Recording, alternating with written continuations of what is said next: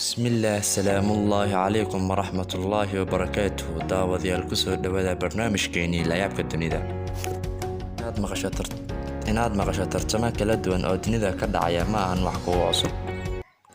tiyo qof walba baadi goob iyo rucleen u gala inuu magac kaga tago ama maal u helo laakiin in falxumo loo tartamo waxa ay noqonaysaa qofkii maqla qosol iyo maad iyadoo waliba uu faanayo in la isku guddoonsiinayo abaalmarin ay hareer socota kaydinta taariikhda adduunka qayb ka mid ah nin u dhashay waddanka Shiinaha ayaa dhawaan abaalmarin lacageed ku helay inuu wajigiisa ka dhigo qofka adduunka ugu foosho xun intaas kaliya ma ahan ninkan waxa lagu qoray buugta layaabka leh adduunka wax lagu qoro soo lagu magacaabo Guinness World of Records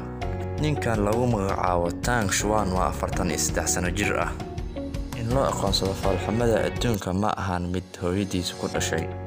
balse isaga ayaa wajigiisa waxa uu ka dhigayaa waxa aad ka diido ama aad wajiga ka daawato tiyo ay sii dheertahay in carruurta lagu seexin karo cabsi darteed Tang Xuan waxa uu helay xirfad iyo farsamo inuu wajigiisa kaga dhigo falxumada qosolka iyo cabsida ku beeraysa qofka bini'aadamka ah waxa uu ku faanay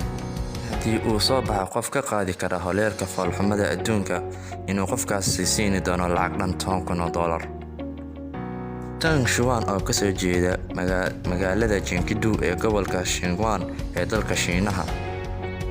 waxa uu ku faanay inuu rikoodhkiisa iskaga dhigo qofka adduunka uu wajiga foosho xun aanay cidna jebin karin isagoo muddo 7 sano ah rikoodhkaasi ku haysta dalka Shiinaha nin xoogiisa ku tijaabiyay dhaqtiisana kuna jiiday baabuur aad u weyn nin u dhashay waddanka Georgia ee ka mid ah dalweynihii midowga Soviet ee burburay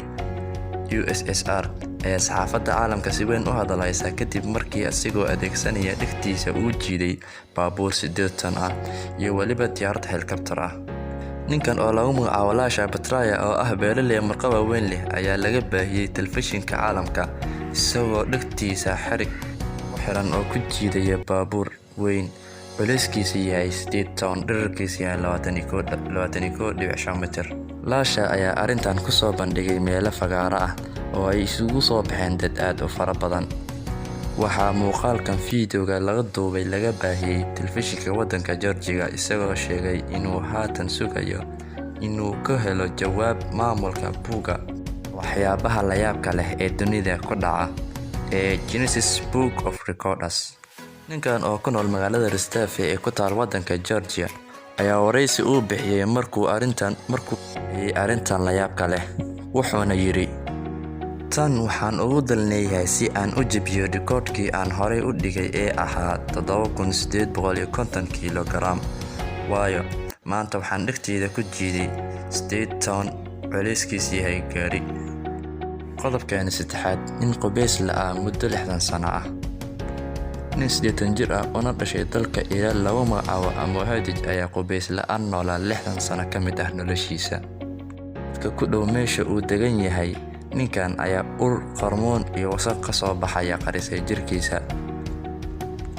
ninkan oo dadka aad ula yaabeen go'aankan ayaa la ogeyn sababta keentay inuu go'aansado isagoo cimrigiisa 80 jir yahay inuusan maalin qura isku degin inuu qubaysto ninkan ayaa jirkiisa noqday sida bahal doorgal ah waxa uu ku nool yahay meel cidla ah doola sheegay inuu ninkan meelaadka ay ku nool yihiin ka xanaaqo inta kaliya meelaha bini'aadamka ay ku nool yihiin yimaado waa marka baahi gaar ahaaneed ay hayso baahidaas oo u baahan yahay ninkan oo la sheegay in maskaxdiisa caadi tahay balse uu isagoo go'aansaday inuu sidan u noolaado maatan halkaas baan ku soo afmeeraynaa barnaamijkeenii tan iyo kulanti dambe waa aniga Cabdixakiin Nuur Axmed waalaikum warahmatullaahi wabarakaatuh